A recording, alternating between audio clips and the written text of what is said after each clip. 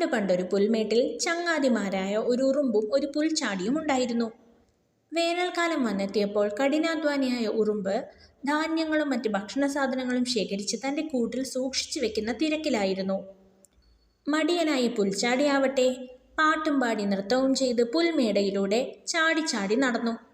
ഉറുമ്പിൻ്റെ കഠിനാധ്വാനം കണ്ട് അവൻ ഉറുമ്പിനെ കളിയാക്കിക്കൊണ്ട് ചോദിച്ചു, "ഇത്ര നല്ല വേനലായിട്ടും നീ എന്തുകൊണ്ടാണ് എപ്പോഴും കളിക്കാൻ വരാതെ ഇങ്ങനെ അധ്വാനിച്ച് നടക്കുന്നത്?"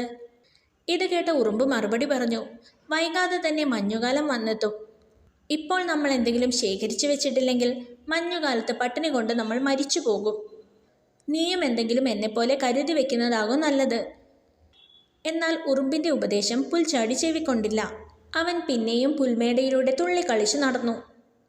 ദിവസങ്ങൾ കടന്നുപോയി. വൈകാതെ മഞ്ഞുകാലം വന്നെത്തി. ദിവസം ചെല്ലുന്തോറും തണുപ്പ് കൂടിക്കൂടി വന്നു. കഴിക്കാൻ പുറത്തെങ്ങും ആഹാരമൊന്നും കിട്ടാതെയായി. വിശപ്പും തണുപ്പും സഹിക്കാനാവാതെ പുൽച്ചാടി ഉറുമ്പിൻ്റെ അടുത്തെത്തി.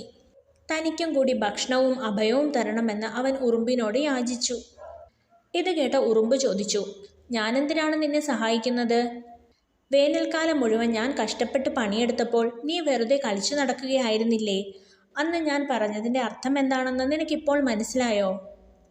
പുൽച്ചാടി ലജ്ജിച്ചു തല താഴ്ത്തി. ദയ തോന്നിയ ഉറുമ്പ് പുൽച്ചാടിക്ക് ഭക്ഷണവും അഭയവും നൽകി.